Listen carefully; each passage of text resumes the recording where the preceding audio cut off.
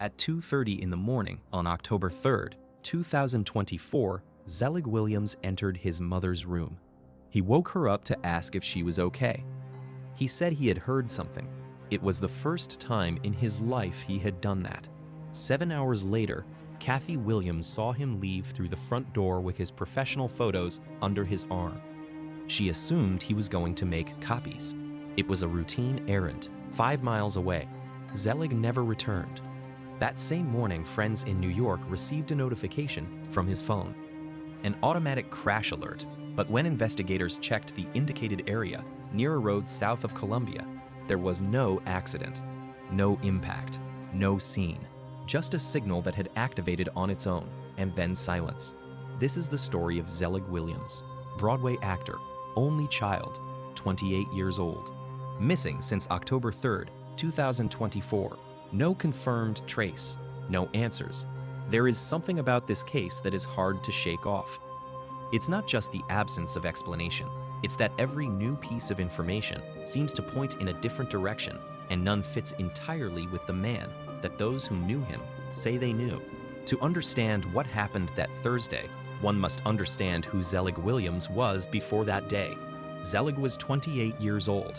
He had been born and raised with dance as his own language, and that is not an empty phrase. His family says he started dancing for his 2 older sisters, who died in a car accident when he was young. Zelig said he felt close to them when he danced. That connection took him to the most demanding stages in the world. His resume was the kind that other actors frame. He had been in Hamilton. He had been in MJ the Musical, the biographical show about Michael Jackson. He had toured the world with Hugh Jackman. These were not peripheral credits. They were top-tier productions in the most competitive theaters of the Anglo circuit. But in early 2024, Zelig returned to South Carolina. His grandmother had died, and he decided to come back to be with his mother, Kathy Williams, instead of staying in New York. He moved in with her. They lived together in the same house. Kathy was his only surviving immediate family. She knew that. He did too. In the weeks leading up to October 3rd, Zelig was still projecting forward. He had his professional photos updated. He was carrying them with him that morning, according to his mother, to go make copies. It was the kind of practical task someone looking for work would do. Someone thinking about auditions, someone building something. But there was something more. Something that Kathy noticed, although at that moment she didn't know how to interpret it. In the days before his disappearance, Zelig was talking to people his family didn't know. New contacts. And on one occasion, Kathy saw him in front of the computer on a video call. On the other side was an older man with graying hair and a beard. When Kathy entered the room, Zelig visibly disturbed. He ended the conversation. He didn't explain who that man was. Kathy didn't ask at that moment. There was no apparent reason to do so. Her son was an adult. He had his life.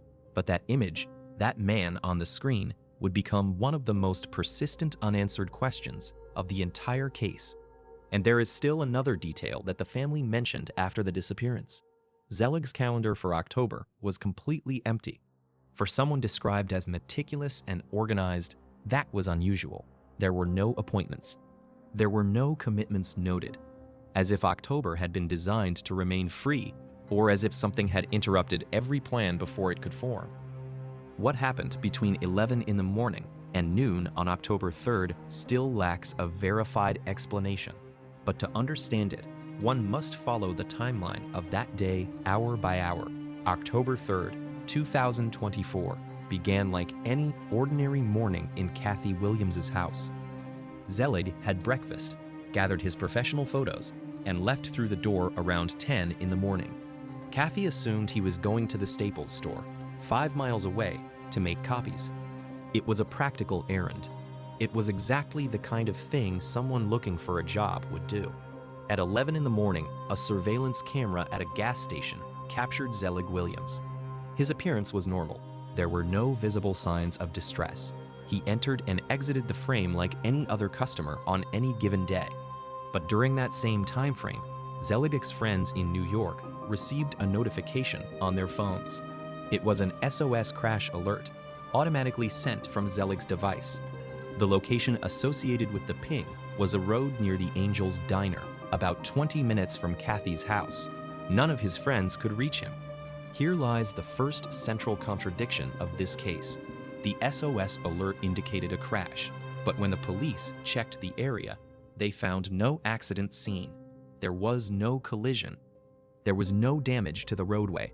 The phone emitted an emergency signal from a place where, according to all available physical evidence, no emergency had occurred. The phone never emitted a signal again, and it was never found. Around noon on October 3rd, something happened on the Palmetto Trail, a natural park area located about 30 minutes from Kathy's house.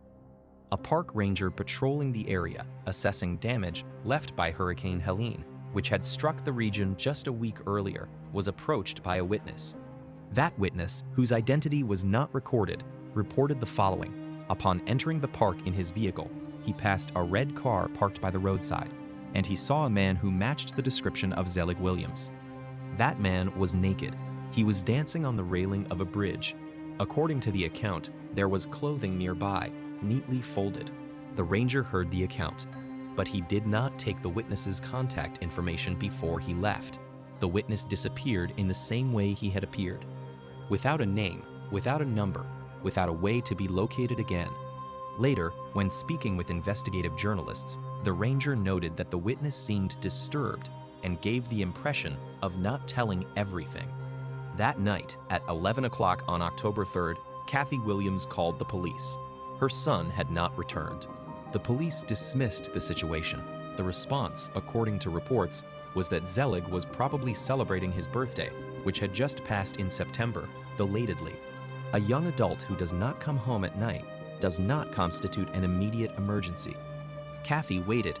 Zelig did not show up. The next day, October 4th, Kathy filed a missing person report. The police accepted it and initiated a local search. And around 11 o'clock that same night, they found the vehicle, a red Ford Escape, owned by Kathy, parked at the Palmetto trailhead. The car showed no signs of struggle.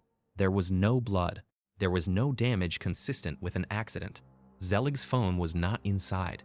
What was indeed missing was Zelig. The police expanded the search to the park area.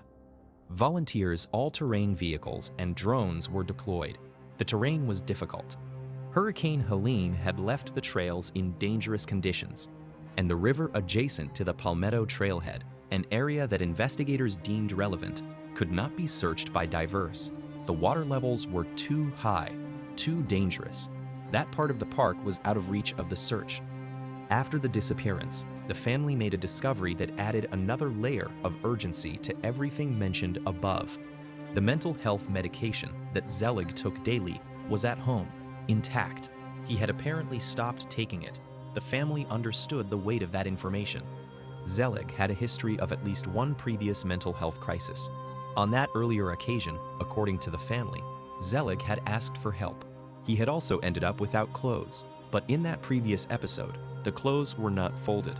There was no order. There was urgency and disorganization, as is typical for someone in the midst of an acute psychological break. That difference matters, and the family pointed it out explicitly. There comes a moment in an investigation when the facts stop adding up and start contradicting each other.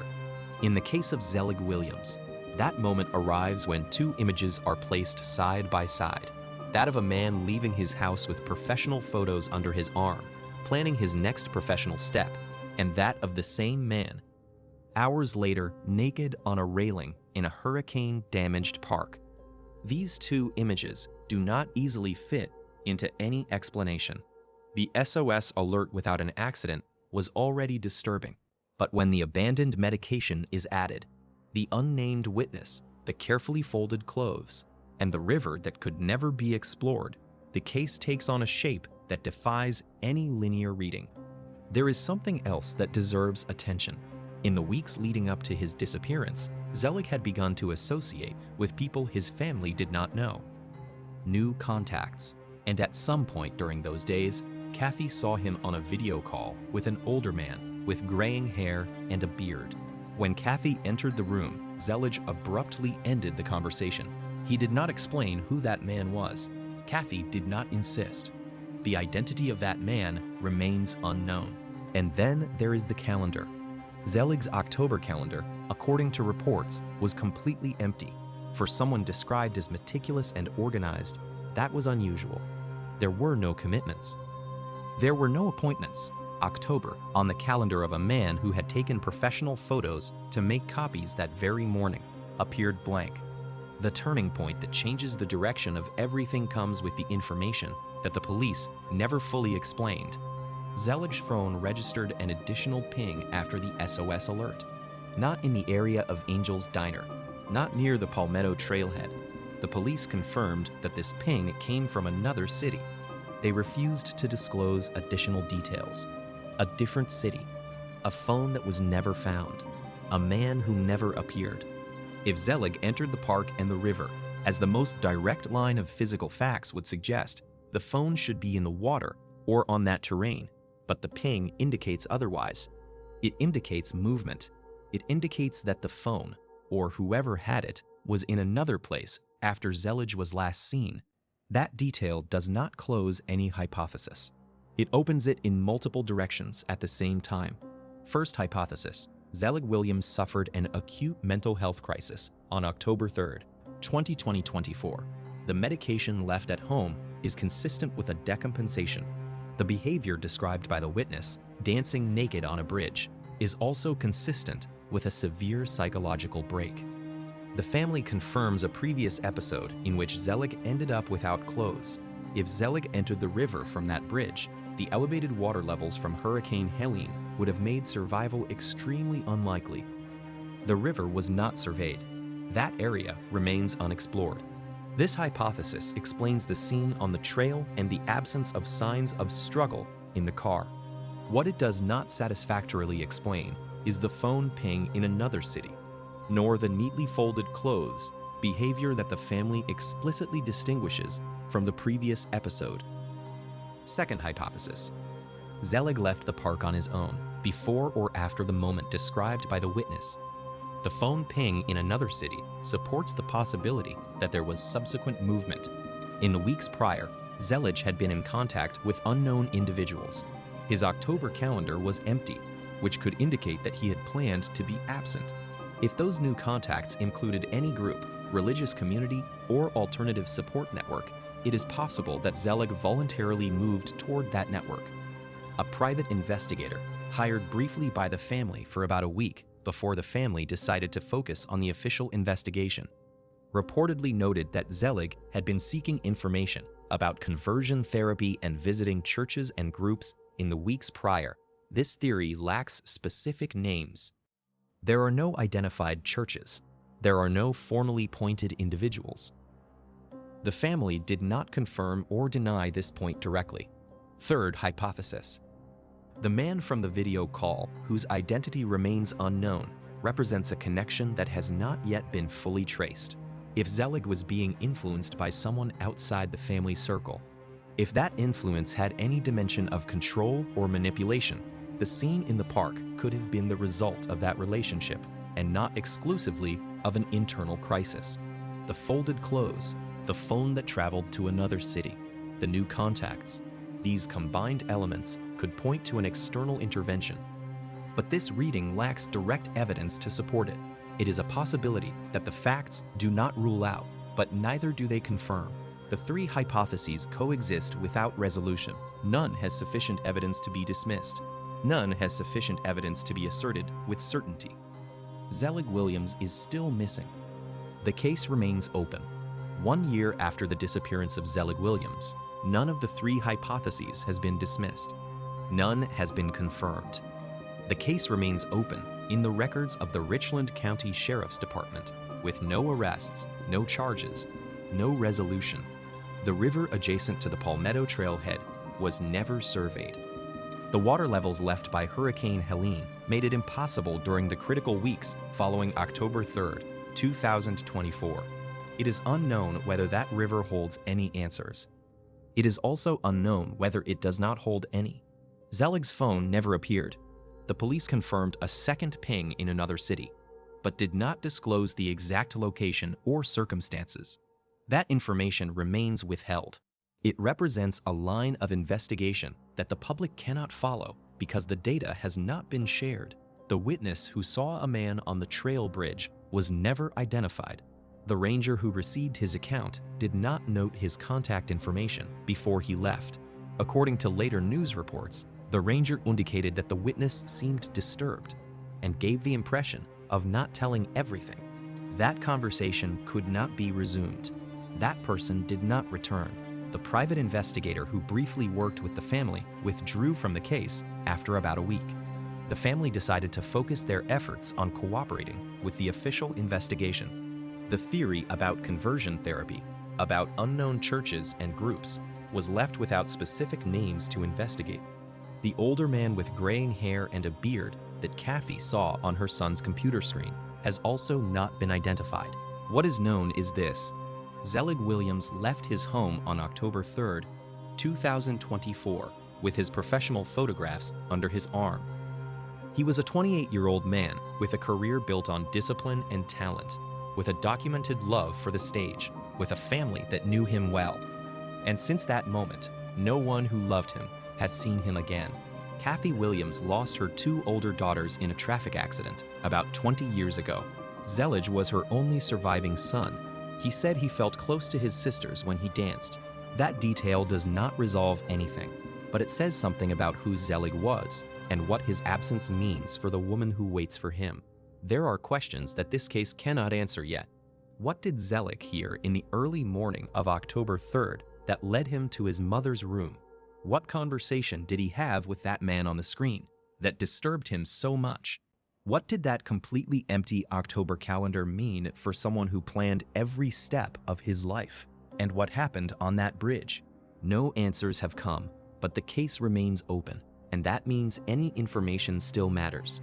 If anyone saw something at the Palmetto Trailhead on October 3rd, 2024, if anyone knows the witness who spoke with the ranger that day, if anyone knows anything about the new contacts Zelig had been making in the weeks leading up to his disappearance, they can contact the Richland County Sheriff's Department at 803-576-3000.